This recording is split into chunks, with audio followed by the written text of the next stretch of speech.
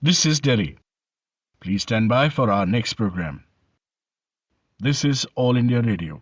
In the national program of talks tonight, on the eve of World Braille Day, we bring you a panel discussion entitled Let Sight Not Hinder Inclusion. The participants are Dikshita Gupta of Umoya Sports Foundation, Dr. A.K. Singh, well-known vitro retina surgeon, Arjun Mishra of National Association for the Blind Employment and Training, and Amit Arora, media personality who initiates and moderates the discussion.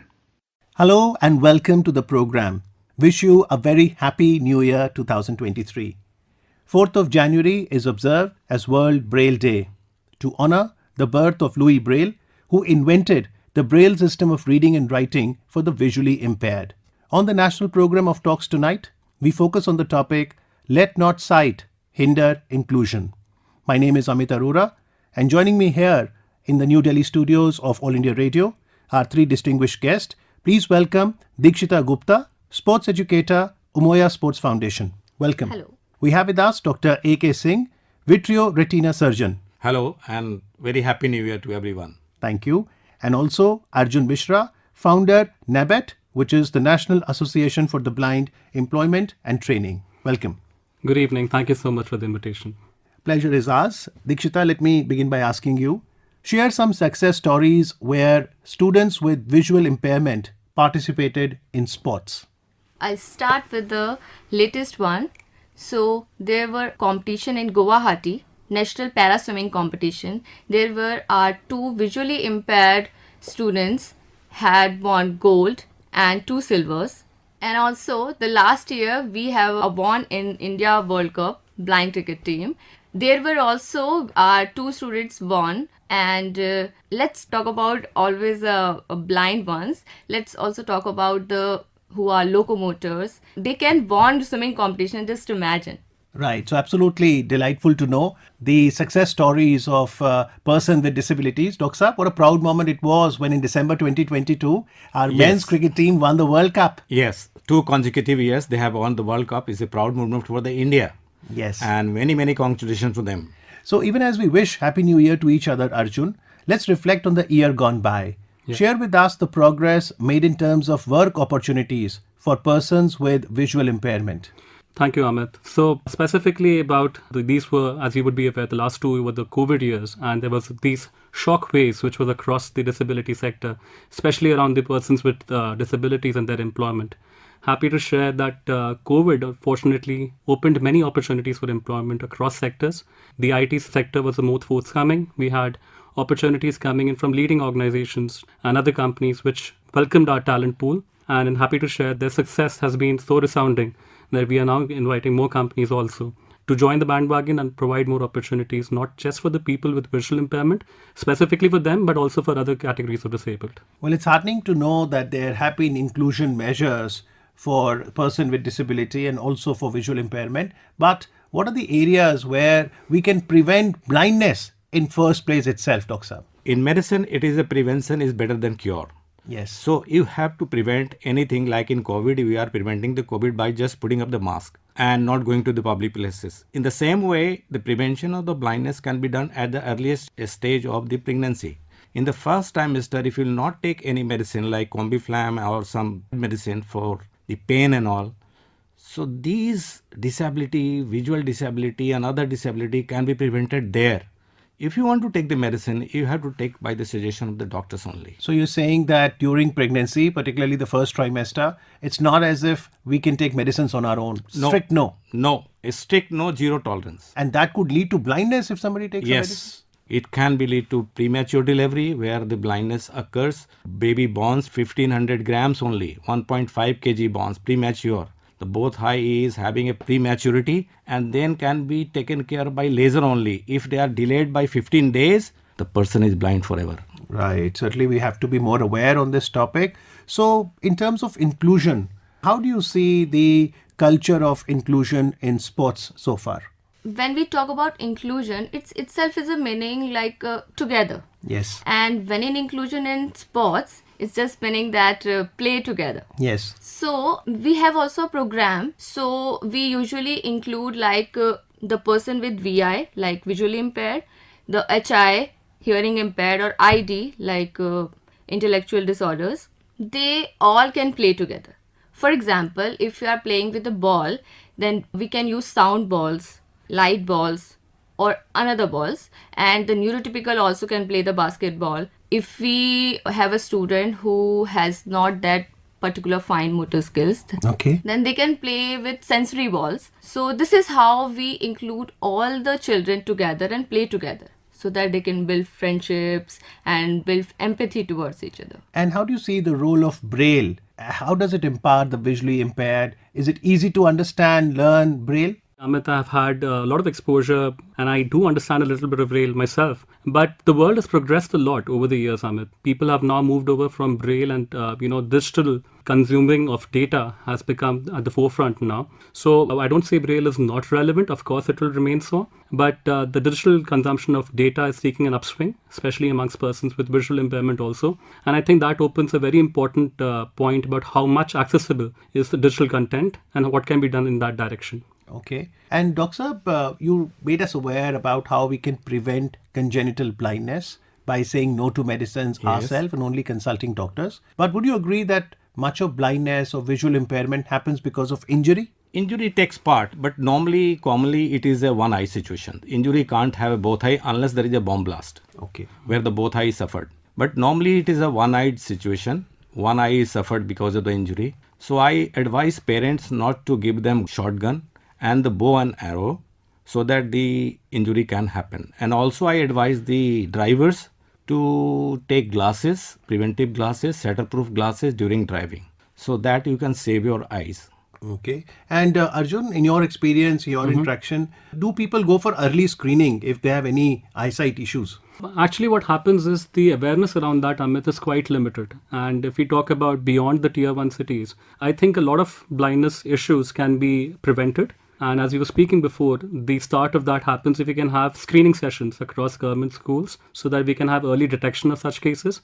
I think that's a lot can be done in that direction, and that's where the attention should be towards. Right. Yes, Doctor. He is very rightly said that yes, screening should be must. It should be compulsory in the schools because the lazy eye can be treated below 10 years. Once the child crosses the 10 years, that lazy eye can be treated. Dr. A.K. Singh, help the listeners of All India Radio understand what is a lazy eye. Lazy eye means the person, like you do the plaster. Suppose in orthopedic you do the plaster. You remove the plaster, that arms or leg becomes lazy. You have to do physiotherapy, right? Okay. So the person who have a number, particularly the plus or minus number, myopic or hypermetropic, if the number is not given, that eye is not seeing.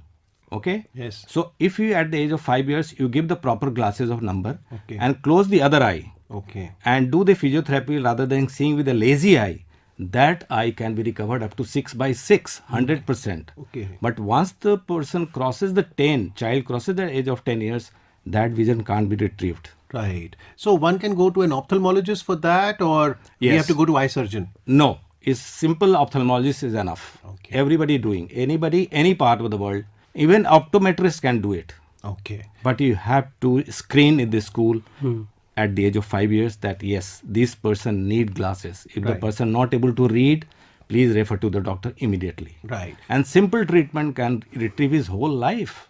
Right. And he can be fit for any organization, right? Air Force and anything.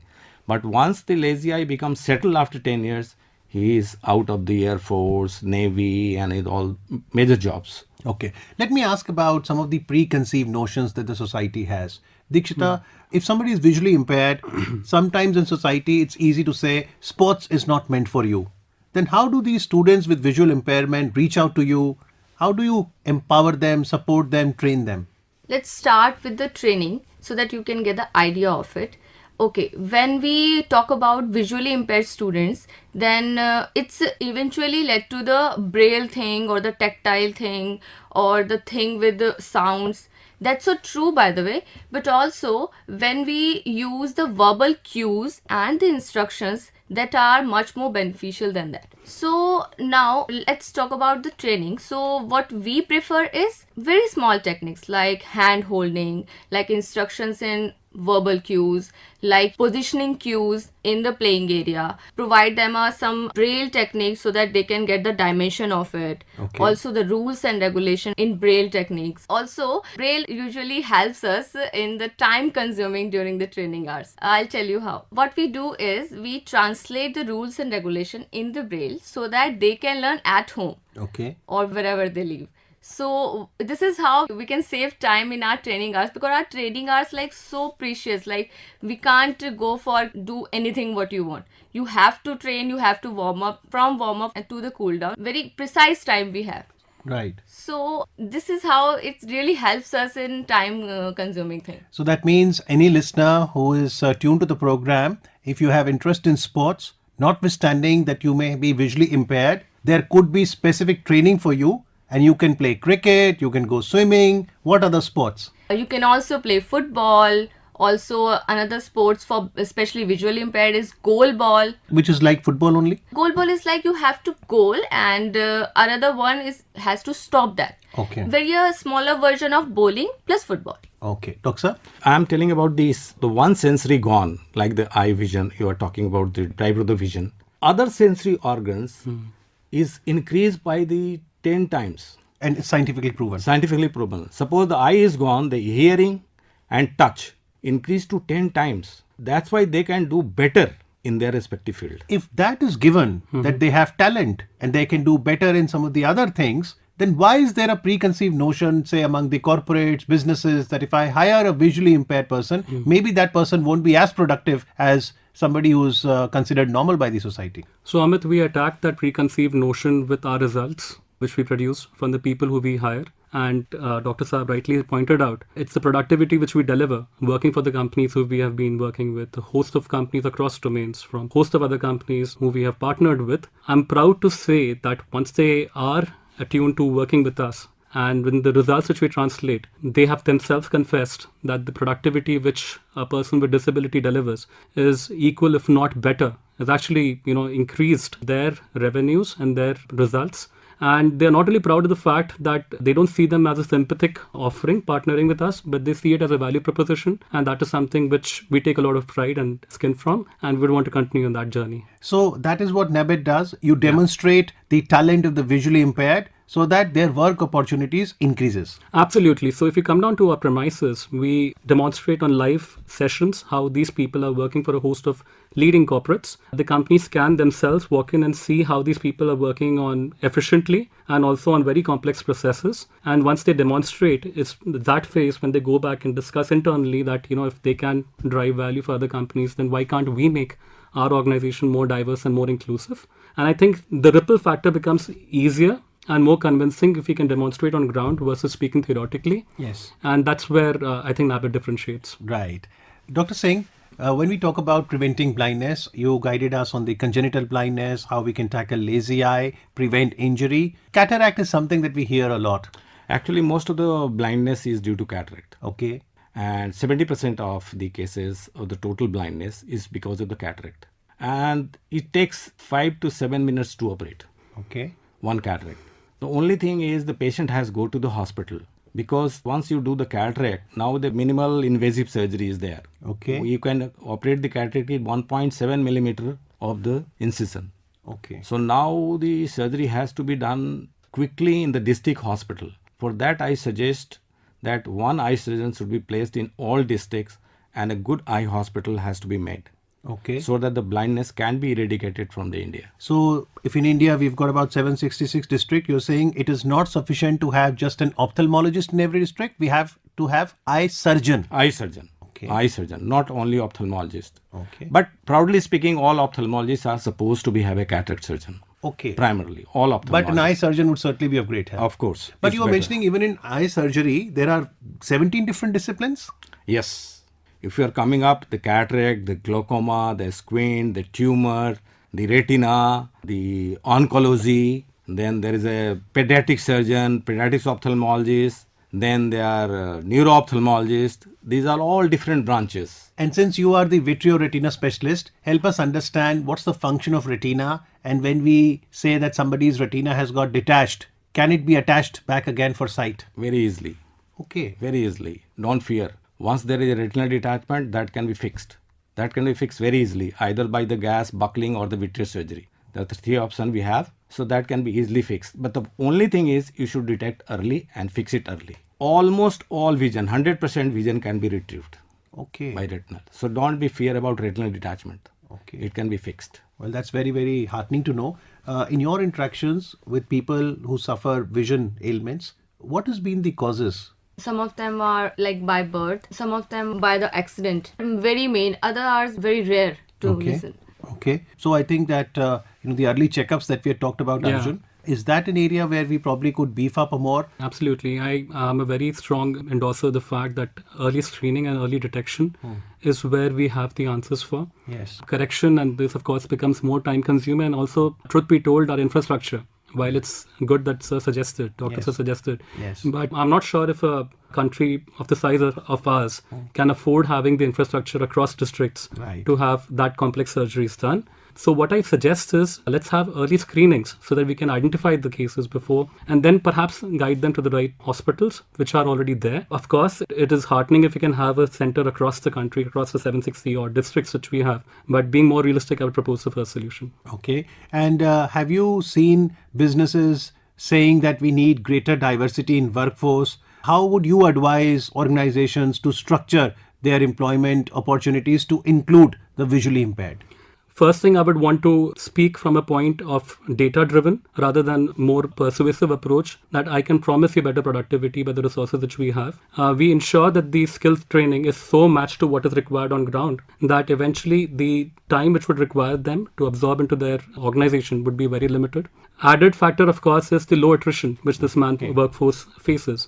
So the amount of investment in terms of time and resources which you spend in preparing a resource is considerably reduced, and the initial investment is paid back multiple times with the dedication which the resource brings to you. Your diversity and inclusion should not be seen from a sympathetic point of view. See it from a value proposition, and there's lots to be gained out of this. Yes, Doctor. What I am saying is now is a digital world. Now the idea is that they can type on the screen by vocal. Okay. So these visual handicapped persons can be very useful. They can type anything on the screen, they can deliver, they can print it, everything. Digital world is for them only. So you're saying technology is a force multiplier, and we can use technology. What was not possible, say, till a decade back is very much possible now when we are in 2023. Absolutely. Do you use technology to train them for sports?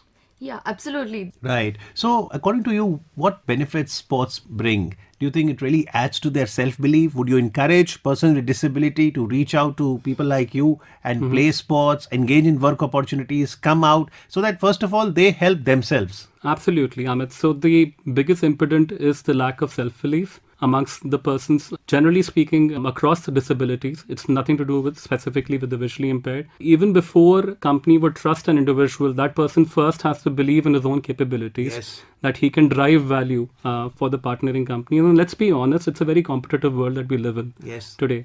So it has to start from a point that this person XYZ has to put his hands up and say that, you know what, I can deliver value for you. And why don't you give us an opportunity? That opportunity would be extended only then. So And are they raising hand? fortunately, organizations like NABIT is being their voice, and happy to say we have tasted a lot of success across the journey of the last 13 years. So it's, again, I do not say that it's the end of the road. There's a lot more which needs to be done. We are now trying to, work towards opportunities of, manufacturing of certain products beyond just services, which we've been offering. So we started with the program along manufacturing of sanitary napkins, as I was mentioning to you, and we have persons who are, it's called a program called Vimla, wherein we are manufacturing sanitary napkins and getting this done by persons with disabilities across various job roles in that specific sector. So there's a lot of programs which we are doing and which are creating opportunities for employment, and hopefully that should be able to be scaled and replicated across the country. Yeah. Dikshita? I want to ask a question. Is that true that visually impaired persons are introvert? To some extent, yes, Dipshika. So that's a challenge which we face, and that's where I think sports drills a lot of it, initiates that need for being vocal, the need for the importance of teamwork, and also to voice out their opinion to or against the point. Often, what happens is people remain in a cocoon. They prefer being alone, and getting them to participate in team activities where sports becomes an important bridge to that. And I think that's the very important aspect which you're attending to. So, whether it is IT, usually till 2022, the year gone by, we feel that person with disability or visually impaired would get opportunities in the services sector. You are saying now we are witnessing a paradigm shift that even manufacturing could offer them opportunities. Yes, and this is not a standalone project that I'm speaking about. It's the manufacturing of sanitary napkins, which NABIT has initiated. Yes.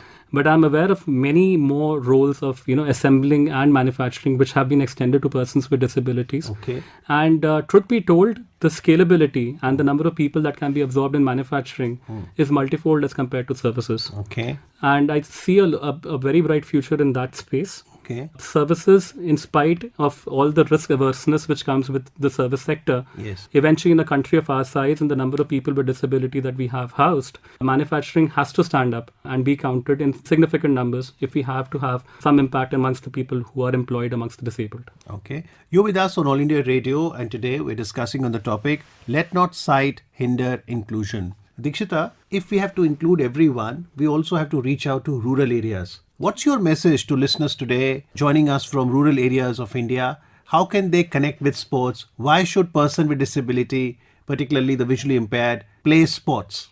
Sports is just not for the urban, sports is for all. We are here for talking about visually impaired, or whether it is a hearing impaired or any other disability. They can play sports at home now. It's not just limited to the space or equipments or anything. We can play the basic sports even at home. Okay. And eye care and prevention of blindness, how we send the message to rural areas? In rural area, fortunately, doctors are there. All primary health centers, at least 4-5 doctors are there. So my request to the rural areas people are, please visit. If you have any visual problem, please visit to the doctor.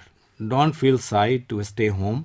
Go to the doctor, they will help you, and they can refer you to a proper doctor for surgery or a medicine. And just like we are aware of blood pressure and we measure it, Dr. Saab, we also have a eye pressure. Yes, Amit, you have asked very nice question. This is called glaucoma. Okay. And glaucoma is a silent killer.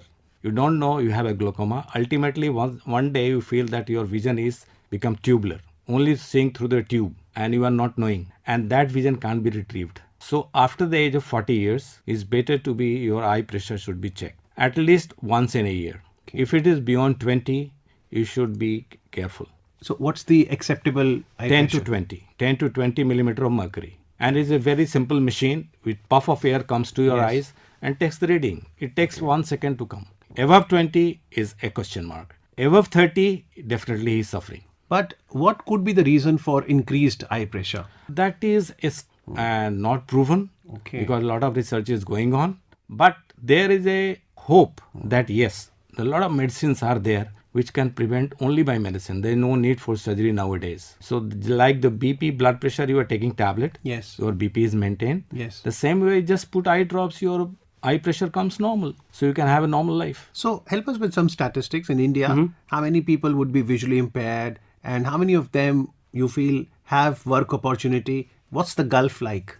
It's huge. So Amit, talking about the count in numbers, they would be at least 70 million, that's 7 crore people suffering with visual impairment. So which means sight of one eye problem or maybe fully blind? It could be a combination. It could also be the case of color blindness. 7 crore. That's 7 crore. Of course, it can be a higher number too. Added to that, if we talk about opportunities for employment, presently less than 20% find opportunities and there's excessive dependence on government sector alone. So it's the private sector which now has to step up the game. I think initiatives like what we are doing, perhaps is playing the bridge between bringing more people on board and creating opportunities for employment. We have had significant success in the space of services, and I see manufacturing as the next area which we want to play towards. What about entrepreneurship? Of course, and especially so in the rural parts of the country. There are certain programs which can help with easy financing for them to start enterprises. But the biggest problem with an entrepreneurial venture is how do we prevent them from ending up in the death valley? And I define death valley as not having enough traction within that much time which they can survive, beyond which it becomes unviable for them to continue business. Yes, but they are contemplating startup ideas. Of course they are,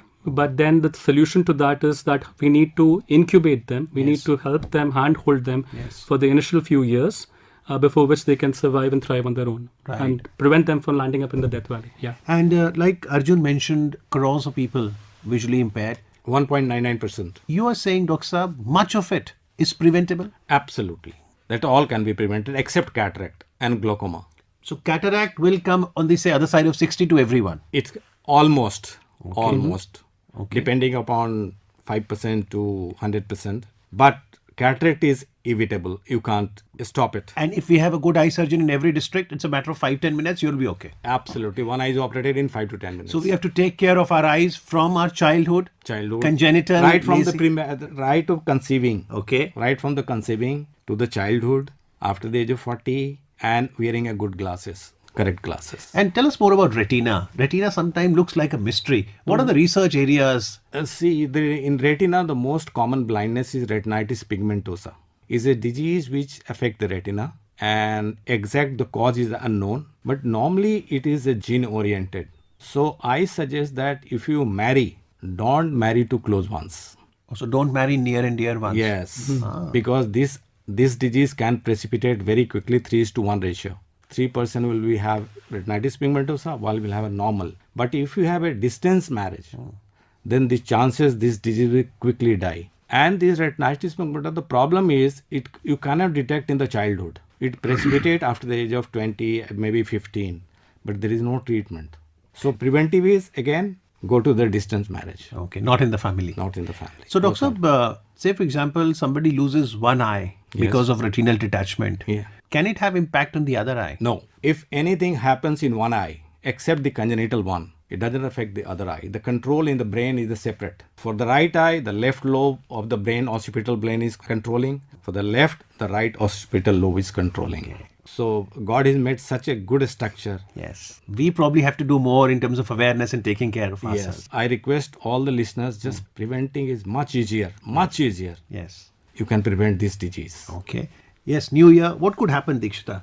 So New Year, next 4-5 years, we are trying to build our capacity. Yes. Like we are now in Delhi NCR, Bangalore. Yes. Now in also MP. So Yes. we are trying to reach as much as states we can. Yes. Right now we have many schools, but I request everyone to play sports not just for building your achievements. It's just for fitness or a healthy life being. Right. Like our holistic development is much more can be cleared by sports, Okay. whether you are playing with equipments or without equipment. So, can't resist asking you, Arjun, with all the technology and increased screen time, do you think that also has to be reduced? Of course, it's a contributor towards loss of vision, and we all are equally culprit to it. Yes. With the addiction that we have to our different devices. But then, isn't it a necessary evil? So I don't know where the balance stands. Yes. But then eventually, I think balance is where the answer also lies. And in terms of our daily eye care tips, just washing with the water, does that help? Yes, definitely. By coming from the office, you always wash your eyes with a clean water so that all the pollens or the dust should be washed off. Yes. And take multivitamins. Take multivitamins. Yes. And any age group? I suggest everybody should take multivitamins irrespective of the age and the caste and the sex. You should 10 tablets in a month. Multivitamins. That will help you a lot in every part of the body, including the eye. You will be sound. And finally, a quick word on Louis Braille. It's been more than 200 years that the Braille system was developed. We salute the inventor that he lost his eyes but gave to humanity the gift of Braille. Dr. Saab, a quick word on Louis Braille, the inventor. His hats off to him. Yes. And see the 200 years he has invented, Yes. still persisting. Yes. And there is no second. Yes. So I salute him, and this is a great help to visually handicapped people. Yes. Great help. Absolutely. So on the eve of his birthday, we brought this talk to you that was titled Let Sight Not Hinder Inclusion. And like our guest says, that person with disabilities do bring value proposition. And as a society, we should look at this value rather than looking at them from sympathy perspective. And to help us understand this topic, to all our guests, Dikshita Gupta, Arjun Mishra, Dr. A.K. Singh, thank you so much for joining us on All India Radio. Thank you. Thank you. Thank you so much. Thank you much. Bye. In the national program of talks, you were listening to the panel discussion entitled Let Sight Not Hinder Inclusion on the eve of World Braille Day. The participants were Dikshita Gupta of Umoya Sports Foundation, Dr. A.K. Singh, well-known vitro retina surgeon, Arjun Mishra of National Association for the Blind Employment and Training, and Amit Arora, media personality, who initiated and moderated the discussion. Produced and presented by Naveen K. Gupta of All India Radio Delhi, this program came to you from the Delhi station of All India Radio.